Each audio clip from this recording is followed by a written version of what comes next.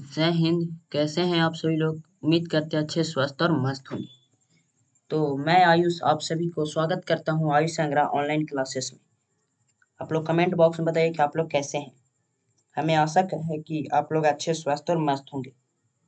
तो जल्दी से कमेंट बॉक्स में बताइए कि आप लोग कैसे हैं। आज चैप्टर का नाम है जय पर करम, जिसका लेक्चर नंबर 2 है, जिसमें आज हम लोग जानेंगे अमीबा में पोषण, पैरामीशियम आदि आदि के बारे में। तो जल्दी से आप लोग शेयर कर दीजिए अपने दोस्तों साथियों में, और नए हैं तो चैनल को सब्सक्राइब कर लीजिए। अगर आप बिहार बोर्ड क्लास 10th के एग्ज़ाम देना चाहते हैं तो आपके लिए यह वीडियो बहुत ही शानदार, बहुत ही अच्छा होने वाला है। और अपने दोस्तों में एक बार शेयर कर दीजिए। नए हैं तो चैनल को सब्सक्राइब कर लीजिए, और वीडियो अगर अच्छा लगेगा तो एक बार लाइक ज़रूर कीजिएगा, हमें इससे मोटिवेशन मिलता है। तो चलिए शुरू करते हैं क्लास को शुरू करते हैं। पहला स्लाइड हमारा खुलता है। अमीबा क्या पढ़ने वाले हैं? तो हम लोग पढ़ने वाले हैं अमीबा। क्या पढ़ने वाला साथियों? तो हम लोग पढ़ेंगे अमीबा के बारे में। किसके बारे में? अमीबा। तो उसके लिए खुल रहा है, कहा गया है अमीबा का परिचय। अमीबा एक कोशिकीय जीव है। क्या है? अमीबा जो है क्या है? एक कोशिकीय जीव है। अमीबा एक कोशिकीय जीव है। इसका कोई निश्चित आकार नहीं होता है। क्या होता है? इसका कोई निश्चित आकार नहीं होता है। जैसे वैज्ञानिक ने इसका नाम अमीबा पैरोटेसो का नाम है। क्या है? पैरोटेउस। क्या वैज्ञानिक नाम है? अमीबा पैरोटियोस।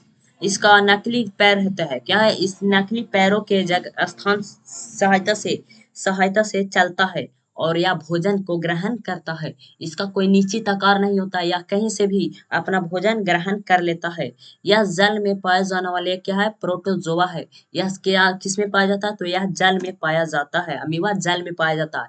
इसकी जानेंगे संरचनाएं। अमीबा के संरचनाएं के बारे में जानेंगे। तो कोशिकीय झिल्ली की जैसी संरचना होती है। कैसी होती है? तो यह कोशिकीय झिल्ली की जैसा क्या होती है? संरचना होती है। क्या होती है? संरचना जो है इसकी होती है कोशिका झिल्ली की तरह।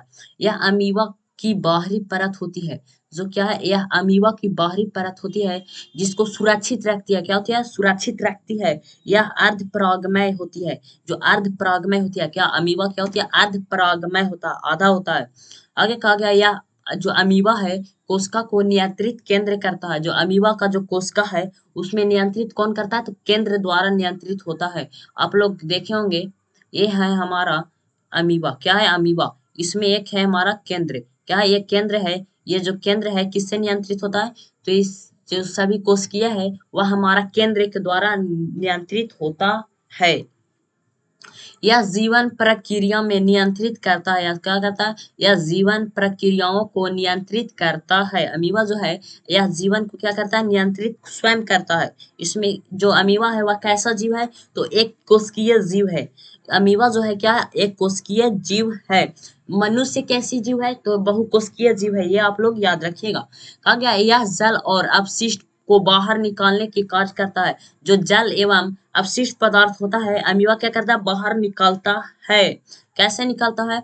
तो आप असबदारी के जल से निष्कासित करता है। आगे कहा गया है कि अमीबा में पोषण कैसे होता है, किस प्रकार होता है, उसके बारे में जानेंगे। तो अमीबा में पोषण किस प्रकार होता है? तो अमीबा का पोषण अपचयी पोषण प्रकार के होता है। अपचयी पोषण के प्रकार से होता है। अपचयी पोषण के प्रकार से होता है। अमीबा में पोषण जो होता है अपचयी क्रिया के पोषण से होता है। अब जानेंगे पाचन कैसे होता है। अमीबा में जो होता है पाचन कैसे होता है? तो भोजन की थैली में एंजाइम द्वारा पाचन होता है। जो भोजन की थैली होता है अमीबा में, जो भोजन की थैली होता है वह एंजाइम द्वारा पाचन होता है। किसके द्वारा पाचन होता है? तो एंजाइम द्वारा। तो अवशोषण कैसे होता है? तो अवशोषण पचे हुए भोजन को साइटोप्लाज्मा में अवशोषित किया जाता है। जो पचा हुआ भोजन है वह साइटोप्लाज्मा में क्या करता है? अवशोषित करता है। अमीबा क्या करता है? अवशोषित करता है। आप जानेंगे विसर्जन, या इसी को कहते हैं उत्सर्जन। अपशिष्ट को कोशिका झिल्ली से बाहर निकाल दिया जाता है। इसी को क्या कहते हैं? उत्सर्जन या विसर्जन कहते हैं। जो हमारा पचा हुआ पदार्थ है या बचा हुआ पदार्थ जो होता है उसको बाहर निकाल देना, कोशिका झिल्ली से हम बाहर निकालते हैं। अमीबा जब बाहर निकलता है उसी को कहते हैं विसर्जन या उत्सर्जन। अब जानेंगे अमीबा में प्रजनन। अमीबा का वृद्धि कैसे होता है? तो अमीबा का प्रजनन एक अलिंगी जनन है। क्या है? अलिंगी जनन द्वारा होता है। अलिंगी जनन द्वारा होता है। अब जानेंगे मुख्य विधि। विखंडन के बारे में जानेंगे। आखिर विखंडन किस प्रकार होता है अमीबा में? तो अनुकूल परिस्थितियों में नाभिक दो भागों में विभाजित होता है और फिर कोशिका विभाजित होकर दो नए अमीबा बन जाता है।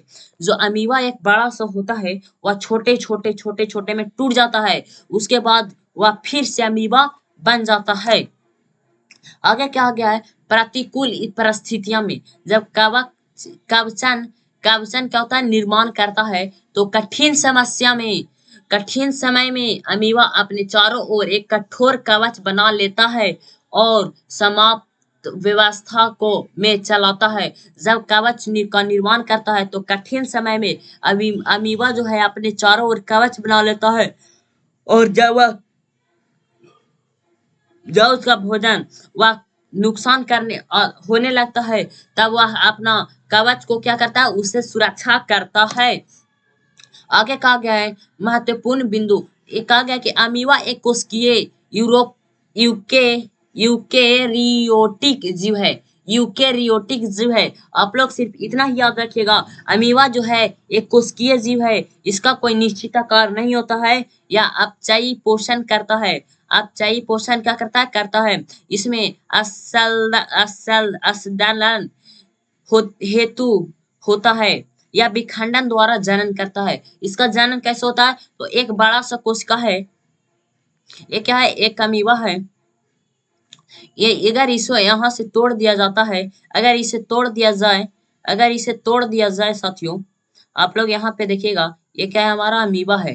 क्या अगर यहाँ से इसको तोड़ दिया जाता है यहाँ से, तो हमारा बन जाता है। यहाँ से अगर तोड़ दिया जाए तो वह धीरे धीरे क्या हो जाता है? ये भी क्या हो जाता है? अमीबा हो जाता है। अमीबा का कोई आकार नहीं होता है। क्या होता है? अमीबा का कोई भी आकार नहीं होता है। अगला जानेंगे साथियों कि आगे क्या कहा गया है। तो आगे कहा गया है पैरामीशियम। अब क्या जानेंगे हम लोग? पैरामीशियम के बारे में जानेंगे। पैरामीशियम के बारे में जानेंगे तो पैरामीशियम का स्लाइड खुलता है। पहला स्लाइड की परिचय, इंट्रोडक्शन, परिचय। पैरामीशियम आखिर है क्या? पैरामीशियम कहते किसे हैं? तो पैरामीशियम एक सूक्ष्मदर्शी, एक कोशिकीय स्वतंत्र रूप से जल में रहने वाला प्रोटोजोआ है। आप लोग याद रखिएगा कि पैरामीशियम एक सूक्ष्मदर्शी, कोशिकीय स्वतंत्र रूप से जल में रहने वाला प्रोटोजोआ है। यह एक यूकैरियोटिक जीव है। यह क्या है? एक यूकैरियोटिक जीव है जो के अंतर्गत में आता है, जो कि किंडोम प्रोटिस्टो के अंतर्गत आता है। यह जलाशयों को तालाब एवं झीलों में पाया जाता है। जो पैरामीशियम है यह कहाँ कहाँ पाया जाता है? तो जलाशय में, तालाब और झीलों में पाया जाता है। ये आप लोग बहुत ही इंपॉर्टेंट प्रश्न है कि प्रोटोजोआ है पैरामीशियम है वह कहाँ कहाँ पाया जाता है? तो जलाशय में, तालाबों में और झीलों में पाया जाता है। आगे चलते हैं। आगे कहा गया है, अगर आप लोगों को वीडियो अच्छा लग रहा है, क्लास अच्छा लग रहा है, तो प्लीज रिक्वेस्ट है आप लोगों से कि लाइक कर दीजिए और अपने दोस्तों में एक बार शेयर जरूर कर दीजिए। आई टू रिक्वेस्टेड द आयुष, मैं रिक्वेस्ट करता हूँ आप लोगों से। कहा गया कि पैरामीशियम की आकृति चप्पू, क्या है? चप्पू या सिल्पर जैसे होता है। क्या होता है? सिल्पर जैसे जैसे होता है, सिल्पर जैसा होता है। इसलिए इसे सिलिप्रे एनिकोल भी कहा जाता है। आगे कहा गया इसका शरीर लंबा और असीमित होते हैं। इसका जो शरीर होता है क्या होता है? लंबा होता है। कुछ इस प्रकार से होता है। इस प्रकार से होता है पैरामीशियम।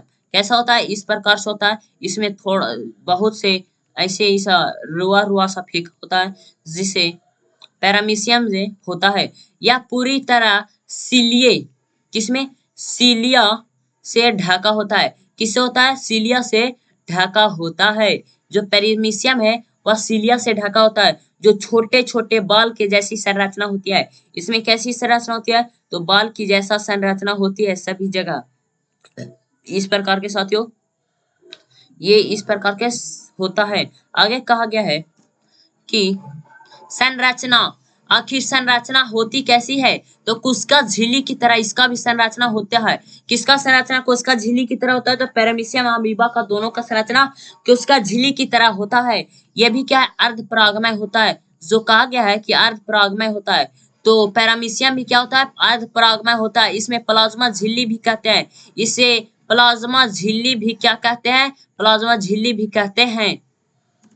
प्लाज्मा झिल्ली भी कहते हैं। अंग, ये छोटे छोटे बाल जैसे अंग होते हैं जो गति और भोजन की प्राप्ति में मदद करते हैं। ये जो छोटे छोटे बाल होते हैं वह किसमें अंग होते हैं? वह गति और भोजन को प्राप्त करने में सहायता करता है। जो भोजन प्राप्त होता है वह किसके द्वारा होता है? तो होता है बालों के द्वारा। किसके?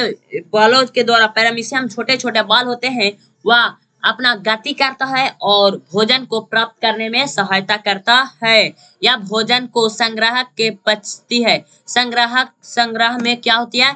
पचती है। आगे जानेंगे पोषण के बारे में। किसके बारे में? पोषण के बारे में। पैरामीशियम के पोषण के बारे में। तो यह गैर संलयन पोषण है। जो गैर संलयन पोषण है, कौन है गैर संलयन पोषण? तो है जो पैरामीशियम जो है गैर संलयन पोषण के द्वारा करता है। आगे कहा गया है यह भोजन बैक्टीरिया, शैवाल आदि को सीलिया के द्वारा ओरल ग्रुप के में ले जाकर निगलता है। जो जाता है, जो भोजन जो करता है पैरामीशियम बैक्टीरिया, शैवाल आदि को जो कहाँ पे लेकर जाता है? तो ओरल ग्रुप में लेकर जाकर वह क्या कहता है? निगल जाता है। क्या कहता है? निगल जाता है। आगे कहा गया श्वसन। कहा गया श्वसन विविकरण के द्वारा होता है। किसके द्वारा होता है? तो विविकरण के द्वारा होता है।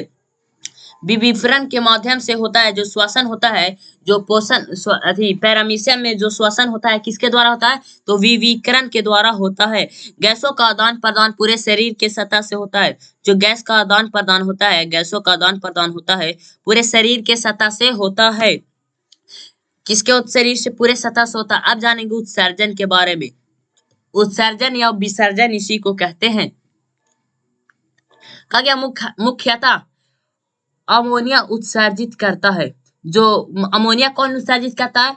तो पैरामीशियम जो है अमोनिया को उत्सर्जित करता है। कहा गया संकुचन रिक्ता को माध्यम से जल और अपशिष्ट पदार्थ को बाहर निकालता है। संकुचन जो है रिक्त का मतलब खाली स्थान के माध्यम से जो जल और अपशिष्ट पदार्थ होते हैं उसको क्या कहता है? बाहर निकालता है। अब जानेंगे रिप्रोडक्शन। क्या जानेंगे? रिप्रोडक्शन आखिर होता कैसे है? पैरामीशियम में जनन कैसे होता है? उसका वृद्धि कैसे होता है? तो अलैंगिक जनन होता है। किसमें? अलैंगिक जनन होता है। अलैंगिक जनन और लैंगिक जनन ये हम लोग अगले नेक्स्ट चैप्टर में पढ़ेंगे, जिसमें हम लोग जानेंगे पूरा डिटेल में रिप्रोडक्शन। किसमें? रिप्रोडक्शन चैप्टर नाम है। 10th क्लास का एक चैप्टर है जिसको नाम है रिप्रोडक्शन, जनन क्रिया। उसमें हम लोग जानेंगे लैंगिक जनन और अलैंगिक जनन के बारे में। अगर आगे कहा गया एक कोशिकीय दो समान भागों में विभाजित हो जाता है। जो एक कोशिकीय जीव है वह कितने समान में भाग में विभाजित हो जाता है? तो दो समान सतह में क्या होता है? विभाजित हो जाता है। अब जानेंगे लैंगिक जनन। लैंगिक जनन के भी द्वारा होता है। ये जो लैंगिक जनन के द्वारा भी होता है सेक्सुअल रिप्रोडक्शन। अलैंगिक जनन का मतलब होता है सिंगल दो पैरामीशियम मिलकर अनुवांशिक सामग्री को आदान प्रदान करता है, उसको बोलते हैं लैंगिक जनन। क्या बोलते हैं? लैंगिक जनन किसको बोलते हैं? तो दो पैरामीशियम मिलकर दो पैरामीशियम, जैसे एक हो गया नर पैरामीशियम, एक हो गया मादा पैरामीशियम, ये दोनों मिलकर क्या करता है? लैंगिक जनन करता है। और अलैंगिक जनन को क्या होता है? एक ही पैरामीशियम दोनों होता है, दोनों क्रिया करने की क्षमता होता है, उसी को बोलते हैं अलैंगिक जनन। क्या बोलते हैं? अलैंगिक जनन। अब जानेंगे विशेषता की क्या जानेंगे? विशेषता जानने वाले हैं। तो एक कोशिकीय यूकैरियोटियों जीव है, जो यूकेरेटिक जीव है, सीलिया द्वारा गति और भोजन करता है। यहाँ पे सीलिया किसको कहा गया है? तो जो पैरामीशियम में केस के जैसा, बाल के जैसा होता है, जो बाल के जैसा होता है पैरामीशियम में, इस तरह का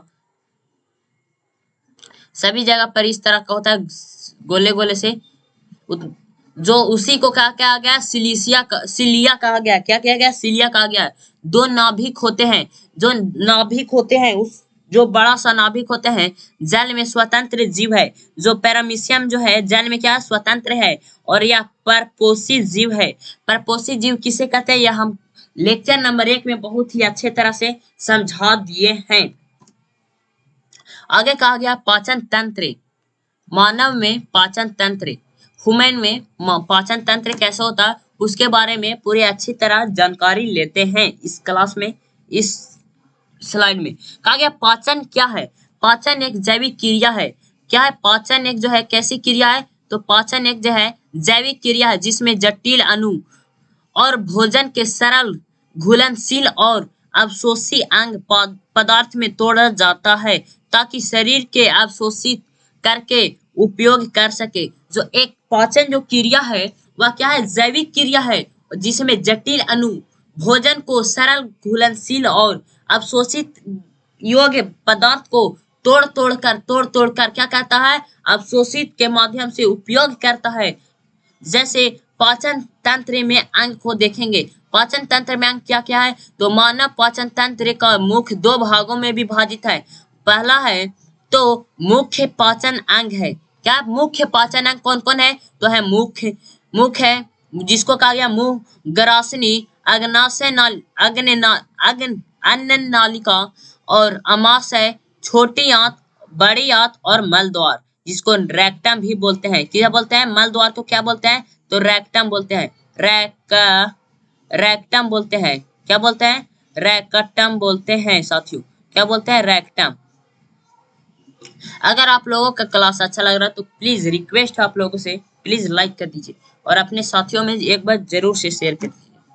आगे कहा गया है साथियों कि पाचन तंत्र के अंग, पाचन तंत्र के जो अंग है क्या क्या है उसके बारे में देखेंगे। तो हम लोग लगता है पीछे ही देख लिया है। आगे कहा गया है सहायक अंग के बारे में जानेंगे। तो मनुष्य के पाचन करने में सहायक अंग कौन कौन है? तो पहला लार ग्रंथि, यकृत, अग्नाशय, अन्य यासक और पित्ताशय। पित्त जो जमा होता है कहाँ पे जमा होता है? तो पित्ताशय में जमा होता है। पित्त जमा कहाँ होता है? तो पित्ताशय में। आगे कहा गया कि पाचन प्रक्रिया की अवस्था, पाचन क्रिया की जो अवस्थाएं हैं वह कहाँ पे होते हैं? तो पहला जानेंगे मुख में। तो पाचन क्रिया की शुरुआत यहीं से होता है। कहाँ से होती है? तो पाचन क्रिया की शुरुआत जो होती है मुख से होती है। दांत भोजन को चबाकर छोटे छोटे टुकड़ों में तोड़ता है। जैसे मैकेनिकल पाचन, इसको कहते हैं मैकेनिकल पाचन। जो दांत के द्वारा चबाकर छोटे छोटे टुकड़ों में करते हैं उसको बोलते हैं मैकेनिकल पाचन। क्या बोलते हैं? मैकेनिकल पाचन करते हैं। लार में उपस्थित एंजाइम टाइलिन स्टार्च के रूप में शर्करा के बदलाव करता है। शर्करा की बदलाव करता है। जो लार में उपस्थित एंजाइम है, लार में कौन सा एंजाइम पाया जाता है? तो आप लोग याद रखिएगा टाइलिन एंजाइम। क्या? टाइलिन एंजाइम जो स्टार्च के रूप में शक्कर का काम करता है। शक्कर का मतलब होता है चीनी।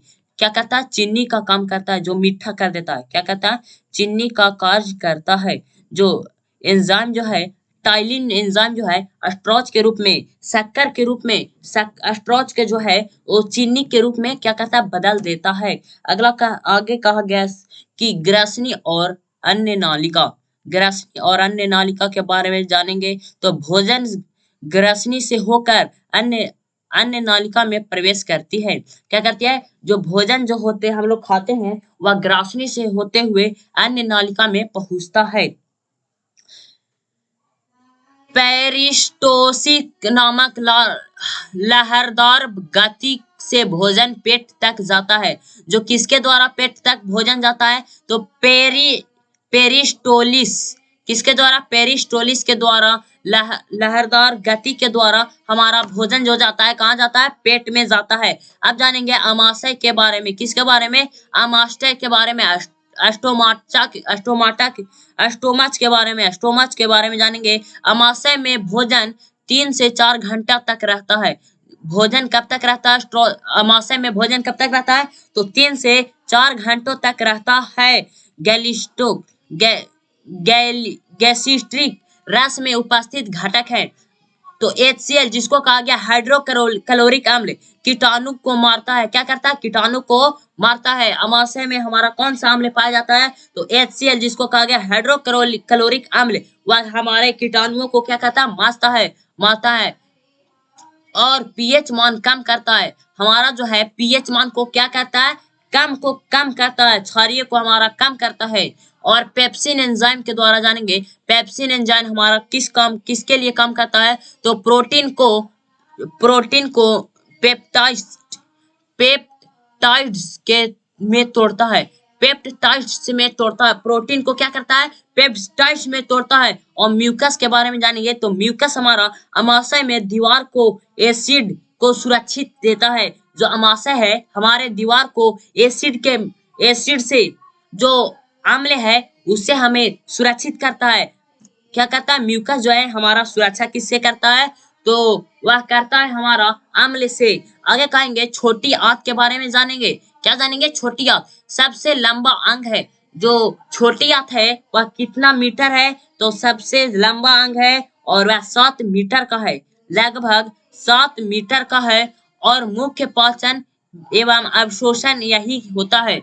जो पाचन मुख्य रूप से पाचन होता है हमारा कहाँ पे होता है? तो हमारा छोटी आंत में होता है। यह 3 तरह के रस से कार्य करता है। कितने तरह के? यहाँ 3 तरह के रस कार्य करते हैं। पहला है पीतरस, दूसरा है अग्न्यनासिक रस और है आंत्र रस। क्या है? आंत्र रस। तो पहले जानेंगे पीत रस के बारे में। तो यकृत द्वारा निर्मित पित्ताशय में संग्रहित यानी पित्ताशय में संग्रहित वसा को एम्लिफिकेशन करता है। एम्लिफिकेशन करता है। पीत रस है यकृत द्वारा निर्माण होता है और पित्ताशय में जाकर जमा होता है और इम्लिफिकेशन करता है। क्या करता है? इम्लिफिकेशन करता है। वसा को क्या करता है? इम्लिफिकेशन करता है। अब जानेंगे अग्न्यनासिक रस। अग्न्यनासिक जो रस है कार्बोहाइड्रेट, प्रोटीन और वसा को पचाने में एंजाइम्स को युक्ति है। जो प्रोटीन और वसा को क्या करता है? पचाने वाला एंजाइम है वह अग्न्यनासिक रस है। आंत्र रस क्या है? तो अंतिम पाचन करता है। आंत्र रस जो है वह क्या करता है? सबसे पूर्ण रूप से अंतिम में सबसे ज्यादा पचाता है। आगे कहा गया है यहाँ से अमोनियो अम्ल, ग्लूकोज, फैटी एसिड और गैलीसरॉल जैसे तरल पदार्थ को रक्त में अवशोषण होता है। यहाँ अमोनियो अम्ल, ग्लूकोज, फैटी एसिड जो है वह कहाँ पे होता है? तो वहीं पे होता है। आमाशय में नहीं, छोटी आंत में कहा गया था ना। अब जानेंगे बड़ी आंत के बारे में। क्या है? बड़ी आंत के बारे में जल और कुछ खनिज का अवशोषण करता होता है। जल और खनिज का क्या करता है? अवशोषण करता है। बड़ी आंत जो है जल और खनिज का अवशोषण करता है। अपशिष्ट पदार्थ ठोस मल के रूप में बनता है। जो अपशिष्ट पदार्थ इसका छोटा मल के रूप में बनता है। क्या के रूप में बनता है? तो ठोस मल के रूप में बनता है। अब जानेंगे मल द्वार। जानेंगे मल द्वार। यह अंतिम भाग है जहां मल विसर्जन होता है। इसी को कहा गया है उत्सर्जन। इसी को कहा गया है। अब जानेंगे सहायक ग्रंथि और उनका कार्य। कहा गया ग्रंथि है एक तरफ जो है हमारा क्या है? ग्रंथि है।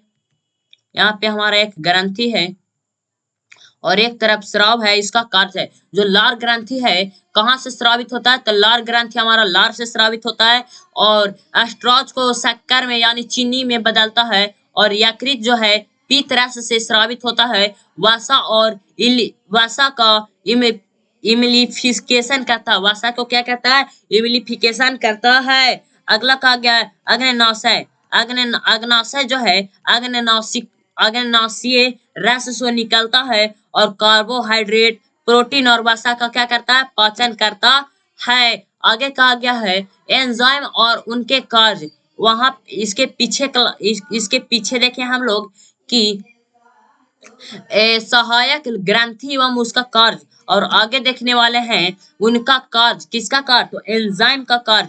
तो एक तरफ है एंजाइम हमारा, एक तरफ है हमारा स्रोत और एक तरफ हमारा कार्य।